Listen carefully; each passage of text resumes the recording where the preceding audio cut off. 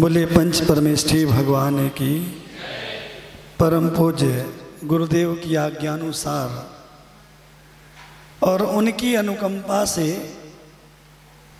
सभी को एक सन्मार्ग मिले उन विषयों में जिन विषयों के कारण हमारा एक जैनी श्रावक मिथ्यात्व की क्रिया करने से भी नहीं चूकता। जब मुसीबत आती है तो आपने कहावत सुनी होगी कि गधे को भी बाप बना लेते हैं, होता ना। जब मुसीबत आती है तो जिसने जो हमसे कह दिया वो करने की प्रवृत्ति हम प्रारंभ कर देते हैं और ऐसी ही प्रवृत्तियों से दूषित होने की वजह से हमारे आगमज्ञ लोग जो आगम को आधार लेते हैं वो ऐसा भी कहने लग जाते हैं, भैया ज्योतिष वास्तु कुछ नहीं होता, ये तो सब मिथ्यात्व है। तो ये भ्रांति भी दूर करना है। पहला प्रश्न आप सभी की तरफ से मैं स्वयं करता हूं, क्या ज्योतिष और वास्तु मिथ्यात्व है? तो उसका उत्तर तो सीधा सीधा है।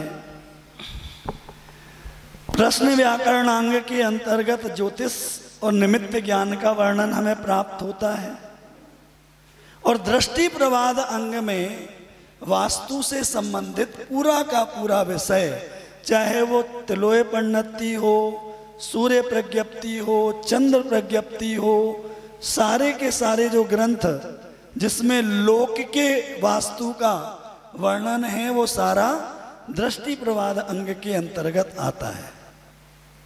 दूसरा, एक सामान्य कथन में आपको कहूं, भारतीय संस्कृति के अंतर्गत जितनी भी विधाएं व्याप्त हैं, विद्याएं हैं, वो विद्याएं गलत नहीं हैं, उनके जानकार गलत हो सकते हैं। उनको जानकर अपने स्वयं के मनोरथ सिद्धि के लिए गलत उपयोग किया जा सकता है। विद्याएं गलत नहीं है, उनका उपयोग गलत हो सकता है। अब दूसरी बात यह है कि इन सब से हम कैसे बचें? क्यों? परेशान तो व्यक्ति बहुत है और परेशानी से बाहर निकलना भी चाहता है। तो एक तो पहले नंबर में रेमेडी आपको बता दूं, महाराज श्री, ये मेरा दृढ़ श्रद्धान है, जो व्यक्ति पक्का जैनी है, शब्द को ध्यान से समझना, जो व्यक्ति पक्का जैनी है उस व्यक्ति को जगह जगह भटकने की जरूरत ही नहीं है, क्योंकि उसके दैनिक कर्तव्य रेमेडी का काम करते हैं, समस्या के निराकरण का काम करते हैं। शब्द सुनना, यदि वाकई जैनी है, अब भैया नाम के लिए जैन लगा रखा है और वो कहे भैया मैं तो परेशान हूं, क्या करूं? तो पक्के जैनी बन जाओ, आपके जीवन से समस्याओं का समाधान हो जाएगा, समस्याएं दूर हो जाएंगी। नहीं हो रही तो फिर गुरुओं के पास जाओ, वो गुरु आपको रास्ता बताएंगे। दूसरा बड़ा कारण, हमारा प्रतिदिन का खान पान, हमारी प्रतिदिन की दिनचर्या इतनी दूषित हो चुकी है। सोने के टाइम पर हम जागते हैं, जागने के टाइम पर हम सोते हैं, खाने के टाइम पर हम कुछ और काम करते हैं। आप प्रकृति से इतने दूर हो गए कि प्रकृति ने आपको परेशान करना प्रारंभ कर दिया। जो व्यक्ति अपनी दिनचर्या को पूरी तरह व्यवस्थित रखता है, जो व्यक्ति दिनचर्या को व्यवस्थित जीता है, वो ना भी कर पाए धर्म विशेष, मंदिर नहीं भी जा रहा, वो स्वाध्याय नहीं भी कर रहा, लेकिन दिनचर्या व्यवस्थित करता है, ऐसा व्यक्ति भी अपने जीवन में कभी परेशान नहीं होता। और यदि परेशान होता है तो उसका आत्मबल इतना मजबूत होता है कि उन समस्याओं का निराकरण वह स्वयं कर लेता है। ऐसे व्यक्ति को फिर ज्योतिष के पास भटकने की जरूरत नहीं पड़ती। दूसरा, हम महाराष्ट्री अभी जो 6वां अध्याय पढ़ा रहे हैं, कर्म से संबंधित है, कर्म बंध से संबंधित है। यदि हम कर्मों के आधारित ज्योतिष वास्तु को देखें तो गौमठ सार कर्म कांड में एक बहुत बढ़िया बात कही गई है। पूर्वबद्ध कर्मों का उदय आपको तब मिलेगा जब वर्तमान में जैसे आपके नौकर्म होंगे उसके अनुसार, आपके वर्तमान में जैसे परिणाम होंगे उन परिणामों के अनुसार, और उन परिणामों को अच्छा या बुरा बनाने में आपका वर्तमान जीवन कारण बनता है। आपके घर में वास्तु ठीक है तो परिणाम अच्छे भी हो सकते हैं। आपके घर में आपके परिणामों में यदि देवशास्त्र गुरु की भक्ति है तो आपको अशुभ कर्म का फल भी शुभ रूप मिल सकता है। संक्रमण की व्यवस्था हमारे यहाँ कर्म सिद्धांत में है। और दूसरी चीज, एक भ्रांति जो लोगों की है, जो बरगला दिया जाता है, ग्रहों के नाम पर बरगलाया जाता है। भैया तुम्हारा शनि इतना दूषित है, शनि की पूजा कराओ, शनि को शांत कराओ। भैया ग्रह तो परम उपकारी, काल सर्प नाम का दोष तो कोई होता ही नहीं। यदि कोई ज्योतिष आपको बोल रहा है कि आपकी कुंडली में महाराज जी काल सर्प दोष है, मतलब वो आपको पक्का बेवकूफ बना रहा है। मैं किसकी बात करूं, मैं अपने मन से नहीं बोल रहा ये बात। आप भृगु संहिता उठा लेना, पाराशर ज्योतिष जो जैन ज्योतिष नहीं वो उठा लेना, ज्योतिष के किसी भी प्राचीन ग्रंथ को उठा लेना। काल सर्प दोष की जो कहते ना आगमन हुआ है वो 100-150 साल पुराना है, इससे ज्यादा नहीं है, और मात्र कमाई का जरिया है। कोई भी ग्रह आपके लिए बुरा नहीं होता। हमारे जैन दर्शन में कहा ग्रहों को तो निमित्त ज्ञान का एक साधक माना गया है। जो ग्रह हमारे लिए बता रहे हैं कि भैया देखो तुमने पूर्व में ऐसे कर्म किए हैं और उसका परिणाम ऐसा आ सकता है, अच्छा या बुरा, उन्हीं को हम बुरा कहने लग जाएं तो इससे बड़ा मिथ्यात्व तो कोई हो ही नहीं सकता। ग्रह हमारे परम उपकारी हैं, वो हमें बताते हैं कि भैया ऐसा ऐसा समय है, यहाँ पर संभलना, भगवान की भक्ति करना, पूजा पाठ करना, ताकि बुरा समय आप अच्छे से व्यतीत कर पाओ। समझ रहे हो? और क्यों ज्योतिष की जरूरत? अब आप कहो जैसा भाग्य में होना होगा सो हो जाएगा, फिर हमें जानने की जरूरत क्या? तो उसके लिए बहुत बढ़िया बात कह रहा हूं। पहले के समय में भूकंप या प्राकृतिक आपदाओं की जानकारी पहले नहीं मिलती थी। समुद्र किनारे जितने तटीय प्रदेश हैं वहां तूफान आता है और सब कुछ बहा के ले जाता है। लेकिन कुछ समय से वो साइंस डेवलप हुआ और उस तूफान की चेतावनी 2 या 3 दिन पहले दे देते हैं। तो होता क्या है, उससे वहां की सरकार अलर्ट हो जाती है, वहां के लोगों को सुरक्षित जगह भेज देती है। इस कारण से पूर्व में चेतावनी मिलने से क्या होता है, जान माल की हानि कम होती है। वैसे ही ज्योतिष आदि की व्यवस्था है।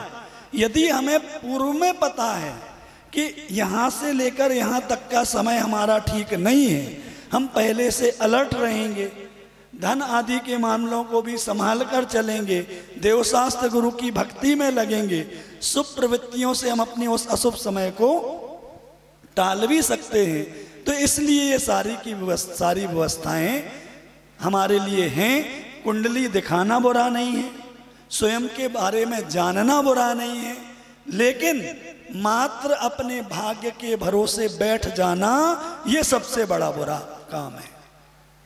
कि जो होगा सो कुंडली दिखा लो, पंडित जी को दिखा दो, भैया बता दो क्या है अभी। पंडित जी कहेंगे कोई बात नहीं, 1100-2100 भेंट चढ़ाओ, मैं तुम्हारे अशुभ समय को भी ठीक कर दूंगा। और वहां पर वो क्या कहेगा, फलाने फलाने वृक्ष को जाकर तुम रक्षा सूत्र बांधो, फलानी नदी में स्नान करके आ जाओ, सारे पाप धुल जाएंगे। मैं तो ऐसी रेमेडी नहीं बताता, आप लोगों में से विचार कर लेना, जो वाकई बहुत परेशान हो या सबके सामने अपनी समस्या पूछ सकता हो, तो ऐसा व्यक्ति हाथ खड़ा करना, उससे मैं डिटेल पूछूंगा, उसकी समस्या का निराकरण भी यहां से बतलाऊंगा। हाँ हाँ बिल्कुल, तो मैं आपकी समस्या का समाधान भी करूंगा। भैया कॉर्डलेस दे देना जो पूछना चाहेगा, क्योंकि माइक में से ही उसको बोलना पड़ेगा, तो जिसकी शक्ति हो। ऐसा करते हैं, बहुत सारे लोग सभा में बैठे हैं, उनमें से कोई एक अपनी सिर्फ जन्म तिथि बताएगा। जन्म तिथि में जन्म का दिन भी होता है, जन्म का माह भी होता है, जन्म का वर्ष भी होता है। नहीं, जिनको ज्ञात है वास्तविक कागज में क्या लिखी है वो नहीं चाहिए, मार्कशीट में अलग अलग स्थानों में क्या लिखी है वो नहीं, जो वास्तविक तिथि है वो बताओ। उस तिथि के जन्म समय और स्थान नहीं चाहिए, सिर्फ जन्म तिथि। भैया जी मैं ये कह रहा हूँ, देखो समस्याएं सबके साथ लगी हैं, हाथ उठाएंगे तो कई लोग हमसे, तो जो वाकई परेशान हो और अपनी परेशानी को शेयर करने में उसको दिक्कत ना हो, ठीक है, तो ऐसा व्यक्ति अपनी डेट ऑफ बर्थ क्लियर हो। चलो कोई भी एक ले, शुरू में कोई एक भी लेते हैं, कोई भी ले सकता है, कोई एक बताओ भैया। शिवरार्थी तो बैठो तो। शिवरार्थी, हाँ वैसे प्रश्न पूछ लो, दे दो माइक दे दो।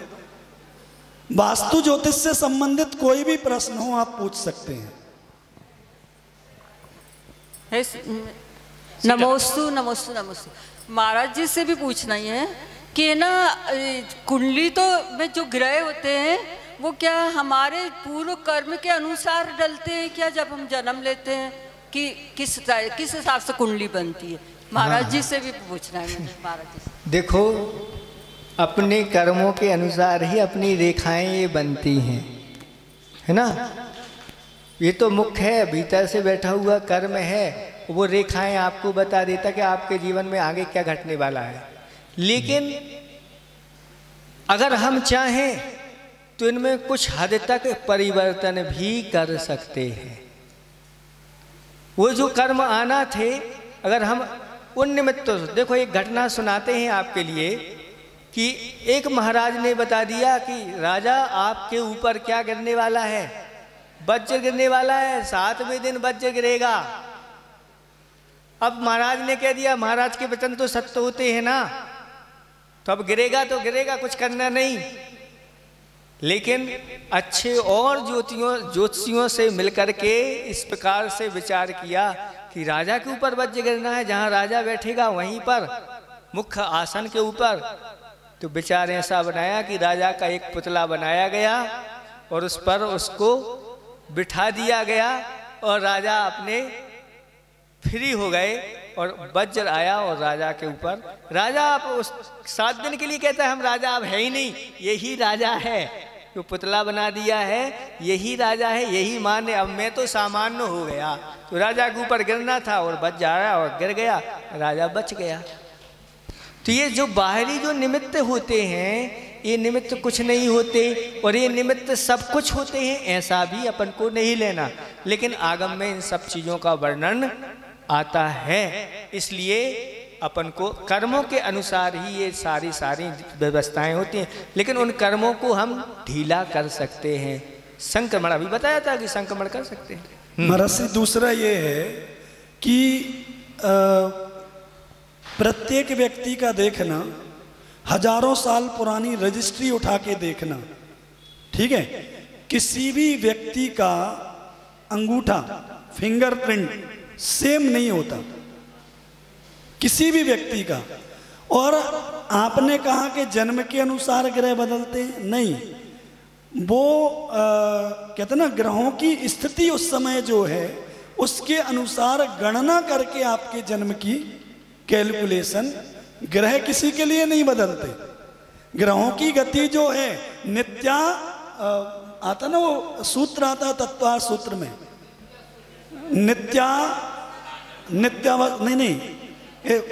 नित्या प्रदक्षिणा न लोके, ऐसा करके वो आता ना, नित्य वो प्रदक्षिणा देते रहते हैं प्रति समय। उनकी गति कभी किसी भी जीव के लिए कम या ज्यादा नहीं होती। शनि किसी के लिए वक्री नहीं होता, और कभी कोई भी ग्रह ना वक्री होता, ना आगे जाता ना पीछे जाता। ये तो ज्योतिषीय गणनाएं हैं जो उन ग्रहों की गति के अनुसार कर ली जाती हैं। वो वही तो मैं समझा रहा हूं। ये ग्रह को उच्च का और नीच का वो मानते हैं जो ग्रहों को अपने लिए इष्टकारक या अनिष्टकारक माने। ये जैन दर्शन इस गणित को मानता ही नहीं। जैन दर्शन जो होते हैं ना, उनको अपने जो कर्म के अनुसार आपका किस प्रकार का कर्म लेकर के आए हैं उसके अनुसार वहीं पर एक अच्छा कर्म लेकर के आया है। एक साथ 100 जन्म हो रहे हैं, एक गरीब के यहाँ हो रहा है, एक अमीर के यहाँ हो रहा है। सब अपने अपने कर्मों के अनुसार उनकी कुंडली तैयार होती है, इतना ध्यान रखना। चलिए, उपस्थित सभा में से कोई भी अपनी पूरी जन्मतिथि बताए। जन्मतिथि के आधार पर तुरंत कैसे गणना की जाती है उसकी प्रस्तुति। नहीं, शिवरार्थियों को तो बौद्ध में अभी जो पीछे हैं, किसी की भावना है जानने समझने की? दूसरे की आप बताओगे तो उसका जो स्वभाव है वो आप स्वीकार करेंगे? स्वयं की बताने से पता चलता है कि हम ऐसे स्वयं की समस्या। चलो ठीक है, अब ये माँ साहब है ना, आप लोग रहने दो। गौर झामर के जो है शिक्षक शिवरार्थी भी हैं, अपनी जन्मतिथि पूरी बताओ आप। 1/1/1964, ठीक है।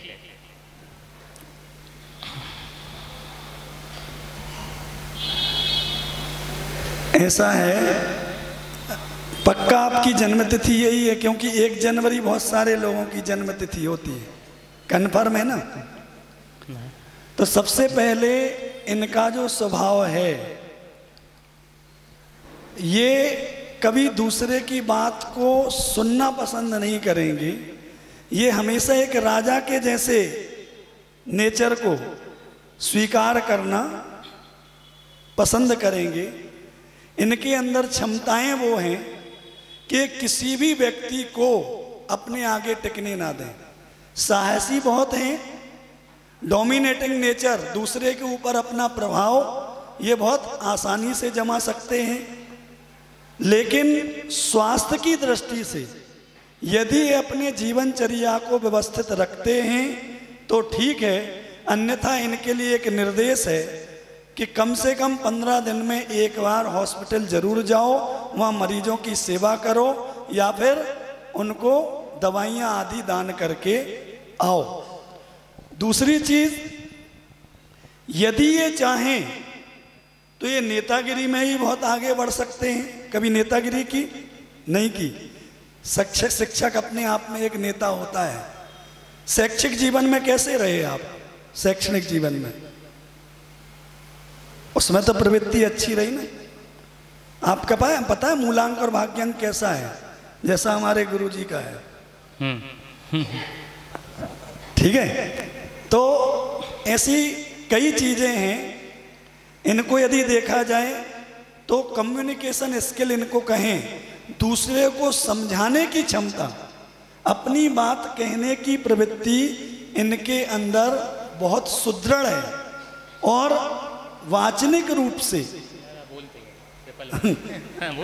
कितना बोलने में कितना यदि शुरू हो जाए तो वे चुप नहीं होंगे। ज्यादा बोलते हैं, ऐसा कह सकते हैं सरल भाषा में। ठीक है, अरे अपनी ज्यादा बोलेंगे, दूसरे की कम सुनेंगे, ऐसा इनका स्थिति बनती है। लेकिन इतना कहूंगा कि यदि ये मोक्ष मार्ग पर आगे बढ़ना चाहें तो इनके लिए बहुत अनुकूल ग्रह हैं, इनके जीवन में बाधाएं मोक्ष मार्ग के लिए ज़्यादा नहीं है।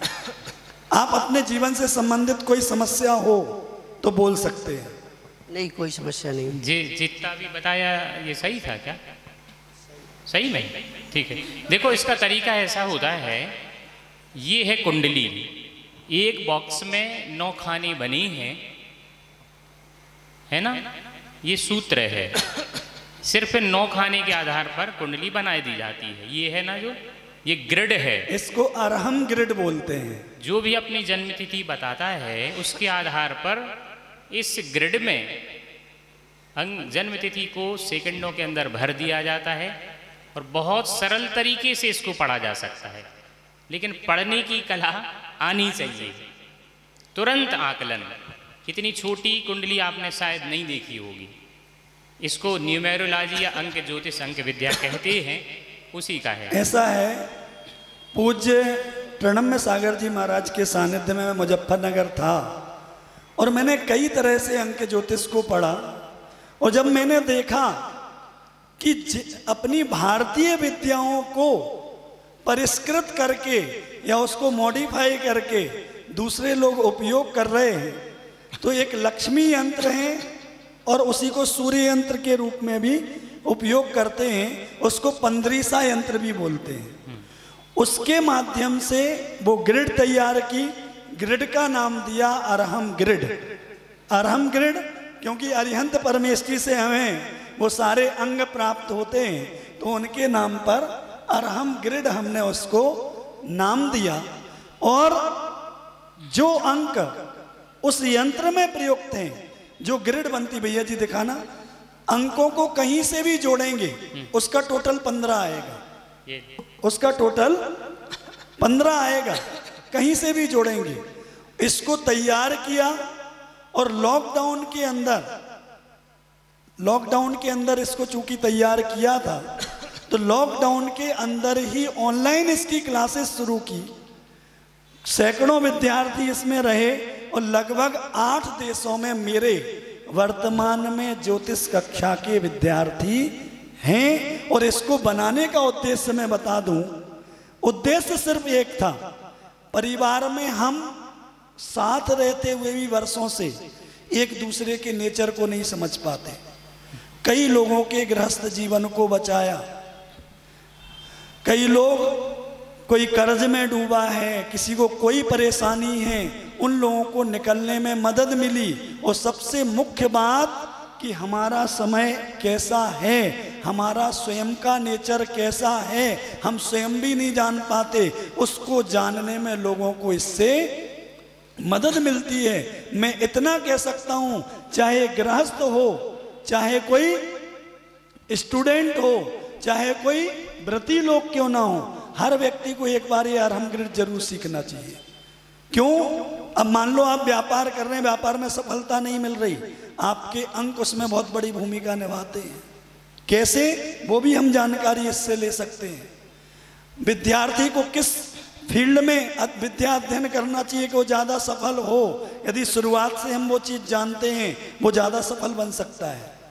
हम पहले से ही बता दें कि तुम्हारे लिए ये समय बहुत अनुकूल है, तो ऐसा अनुकूल समय जाना जा सकता है। अरहम ग्रिड के माध्यम से बहुत सुगमता रहेगी जीवन को सफल बनाने में।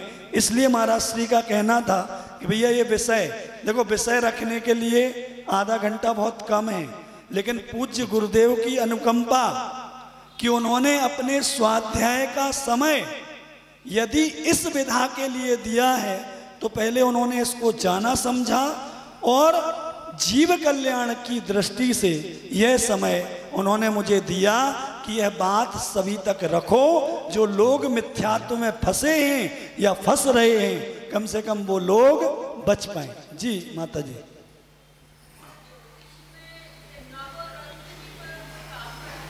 क्या ये भूमिकाएं निभाते हैं, लेकिन उतनी नहीं निभाते, क्योंकि रत्न विज्ञान को भी कोई बहुत व्यवस्थित ढंग से नहीं जान पाता। एक नाम एक तिथि, हाँ, प्रश्न पूछ रही, एक तिथि और चाहते हैं हम दूसरे जनता से, क्योंकि हो सकता है कि ये जो शिक्षक महोदय हैं जी, एक मिनट। जेरहली के पास के, हम इनको जानते हैं। नमस्ते महाराज जी।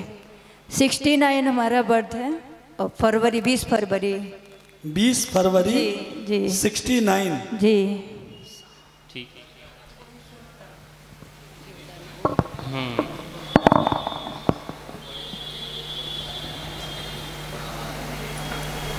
अपने जन्म तिथि के अनुसार शरीर तो आपने पाया ही है, क्योंकि 2 नंबर वाला आकर्षक व्यक्तित्व वाला होता है। लेकिन आपके जीवन में आपने चिंताओं में अपना समय ज़्यादा व्यतीत किया होगा। एंजाइटी, डिप्रेशन, यहाँ तक कि हो सकता है जीवन में सुसाइडल टेंडेंसी, आत्महत्या तक के विचार आए हों, तो इसमें कोई डाउट नहीं है। यदि आपने धर्म को अपना माध्यम बनाया हो तो उस चीज़ से आप बहुत आराम से बाहर निकल पाए होंगे। अन्यथा अकेले रहना पसंद करते हैं, अकेले चलना पसंद करते हैं, और एकांत में रहने की वजह से कहीं ना कहीं एंजाइटी, डिप्रेशन आपके ऊपर। लेकिन आपकी विशेषताएं बताएं। आपने किसी व्यक्ति को कह दिया, किसी व्यक्ति ने आपकी मदद की और कहा जा भैया तेरा कल्याण हो, तो जरूर उसका भला होगा। और भूल से किसी ने आपका बुरा किया और अंतरंग से आपने किसी को बद्दुआ दे दी, तो उसको बद्दुआ भी जरूर लगे, उसका कल्याण होगा। ऐसी क्षमता आपके अंदर है। आपके अंदर क्रिएटिविटी बहुत ज़्यादा है। क्रिएटिविटी समझते ना, कि नए नए नवाचार करने की प्रवृत्ति आपके अंदर बहुत अच्छी है। लेकिन सबसे बढ़िया तरीका है चांदी के गिलास में पानी पियो और प्रतिदिन ध्यान योग जरूर करो। वो प्रवृत्ति आपको बहुत उत्कर्ष तक ले जा सकती है। ये आपके लिए मेडिटेशन, योगा तो आपको कंपलसरी है। अभी भी आप धर्म से जुड़े नहीं जुड़े वो आपका स्थिति अलग है, लेकिन मेडिटेशन, योगा तो जरूरी है। और उसके लिए सबसे बढ़िया है प्रणम्य सागर जी का आरंभ योग। वो योगा भी उसमें हो जाता है और मानसिक रूप से एकाग्रता भी उससे बनती। जो मैंने आपके बताया वो क्या सही है? माइक में से बोलो भैया, माइक दे दो उनको। बिल्कुल इनको सही है भैया जी। एकांतवास आपके लिए उचित नहीं है। आप जितना अधिक हो परिवार के साथ या घर के बाहर रहें, तो संघ आदि में रहें, ठीक है ना? हाँ चलिए अम्मा जी, पहले जिनके पास माइक गया था उनको दे दो, बीच में उल्लंघन नहीं। भैया किसको दिया था माइक, उनको वापस दे दो। हाँ बता रहा है कोई? हाँ पर्ची दे दो, कोई दिक्कत नहीं। हाँ महाराज जी 10 मिनट और ले लें। देख लो, इन लोगों आकुलता तो नहीं है आप लोगों को। चलो सुनो जी, है ना, अभी समय से क्योंकि 6 बजे भक्ति होना माइक है। दे दो, माइक। शांत हाँ, रहिए, बोलिए। शांत रहिए। सबसे पीछे एक हाथ उठ रहा सबसे है, पीछे, सबसे पीछे। पहले सबसे पीछे दे लाओ दो। इधर लाओ। देखो नहीं नहीं ऐसा नहीं, नहीं समय का और 6 बजे भक्ति में अपन को आना है, इसलिए हाँ एक और कर लो। कौन है? बस 5:15 बजे तक महाराज जी ले रहे हैं।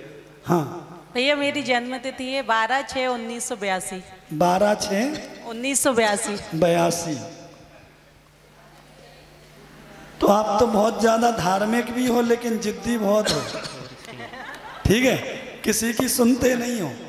धार्मिक प्रवृत्ति आपके अंदर बहुत अच्छी है, ठीक है, लेकिन आप वो चीज सही मानोगे जो आपको लगेगी, भले वो कोई गुरु ने ही क्यों ना बोल दी हो। दूसरी चीज, ज्ञान के पिपासु हो, एक तरफ पैसा बट रहा हो, दूसरी तरफ ज्ञान, तो आप ज्ञान की लाइन में लगना पसंद करोगे, आप पैसे की लाइन में लगना पसंद नहीं करोगे। और दूसरी एक बात और कह रहा हूं कि पैसा आपके पास हो या ना हो, लेकिन पैसे की वजह से आपका काम रुकेगा कभी नहीं, ये आपके लिए आपके अंक कहते हैं। ठीक है ना? ठीक है ना? हाँ, वो सबसे पीछे आप ही थे ना। अब आप ले लो माइक। हाँ माइक ले लो, माइक दे दो इनको। भैया माइक दे दो। 6/2/1965 जन्म तिथि। कितना है? 1965। ठीक 65। ये बताओ आपकी खुद की है? बीमार कितने रहे जीवन में? बहुत। बीमारियों से पीछा नहीं छूटा ना? दिनचर्या व्यवस्थित करो, रोज भगवान का अभिषेक देखो और साथ में मॉर्निंग वॉक रोज जरूर करो। आपकी समस्याएं चुटकी में समाधान होगा। जो बीमारियों ने घर बना लिया वो धीरे धीरे शिथिल हो जाएंगी। चले, ये तो देखो, ये तो चंद मिनटों में जानने का है। आराम से बैठ के चर्चा करें तो पूरी डिटेल सबके मन में भाव आ रहे होंगे कि हमारी भी हो जाए। जी, सबसे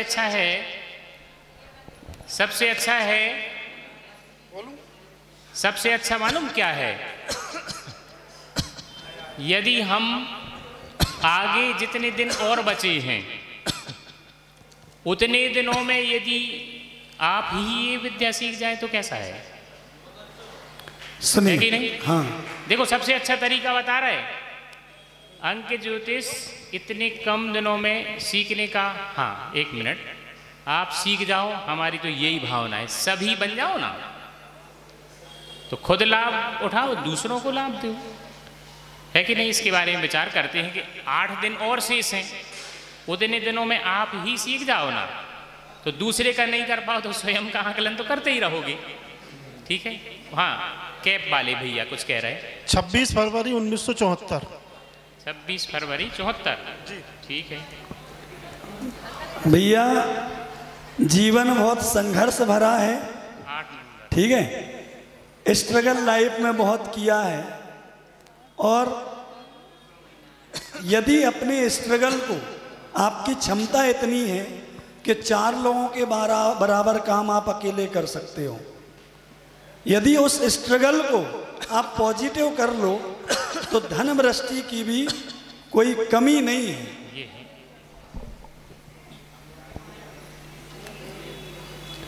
और आपके लिए भागदौड़ के काम बहुत ज़्यादा सुटेबल हैं। जितनी भागदौड़ आप करोगे उतना आप व्यवस्थित रहोगे।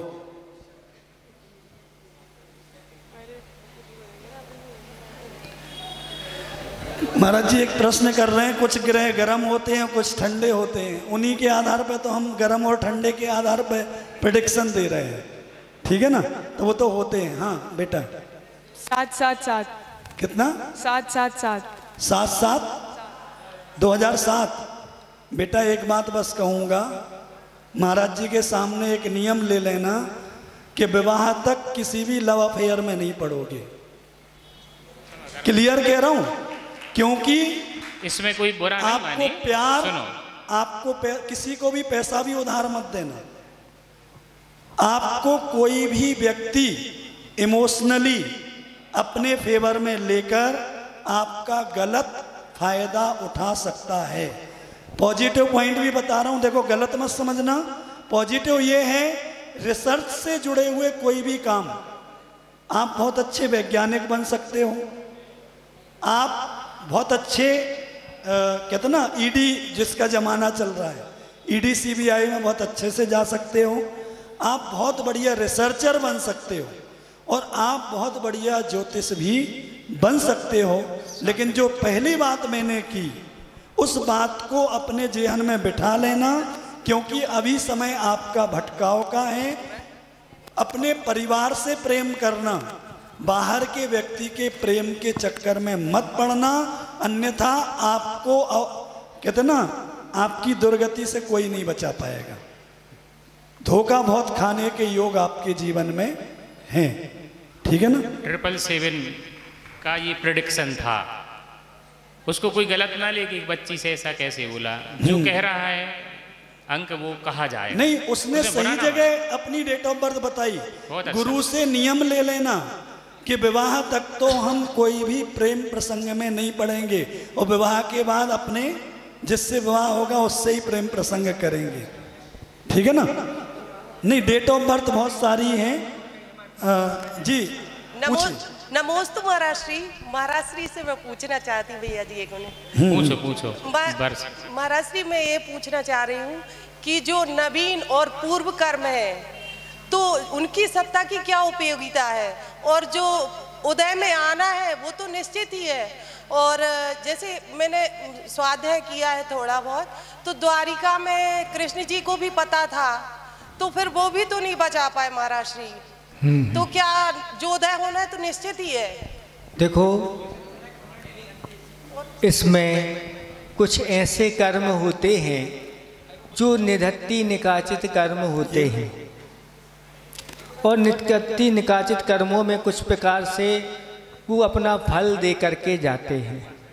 लेकिन जो जो हमने कर्म बांधे हैं, अगर हम काम को फल भोगना ही पड़े तो फिर आपकी कभी मुक्ति नहीं हो सकती, फिर वो कर्म भोगना ही पड़ेगा। लेकिन तपस्या के माध्यम से असंख्यात वर्षों के बंधे हुए कर्म हम चुटकियों में निपटा सकते हैं। ये हमारे पास क्षमता है।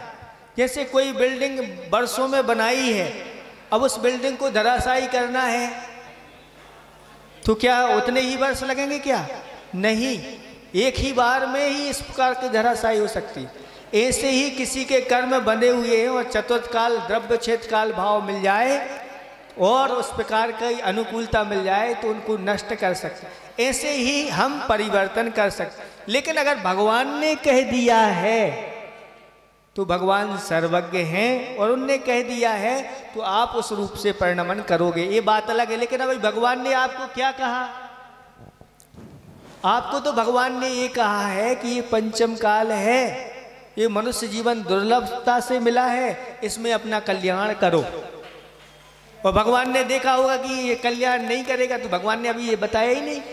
भगवान मिल जाए तो बात अलग है। ठीक है महाराज जी? हाँ, दिव्य ध्वनि अपने आप में ये बात कहती है, अनुभव वचन योग रूप खिलती है, तो कहती है कि भैया आपका पुरुषार्थ मायने रखेगा और वर्तमान पुरुषार्थ, पूर्व में जो कर्म किए उनके भरोसे बैठकर आप परेशान मत होना।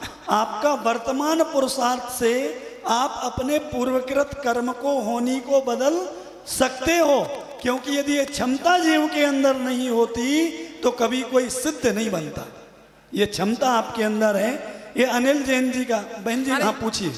14/7/1968। 14/7/1968।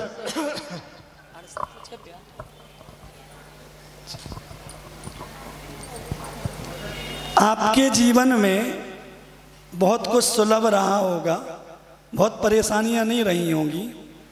और दूसरी चीज ये है, इतना जरूर है, किसी को या तो धोखा दो या किसी से धोखा खाओ, ऐसे योग बनते हैं। खर्चीली प्रवृत्ति के भी आप हो और संग्रह करने की प्रवृत्ति के भी आप हो, अपनी मर्जी के मालिक हो। बहुत ज़्यादा समय एक जगह आपका दिमाग लग नहीं सकता।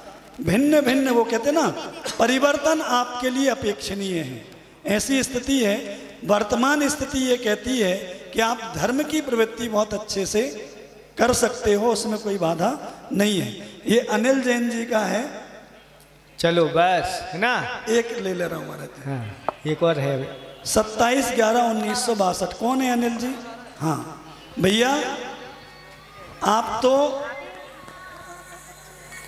कहते ना, कोई आपसे कुछ मांगे तो परिवार का ख्याल पहले करना, ठीक है ना, क्योंकि किसी के दुख को आप देख नहीं सकते।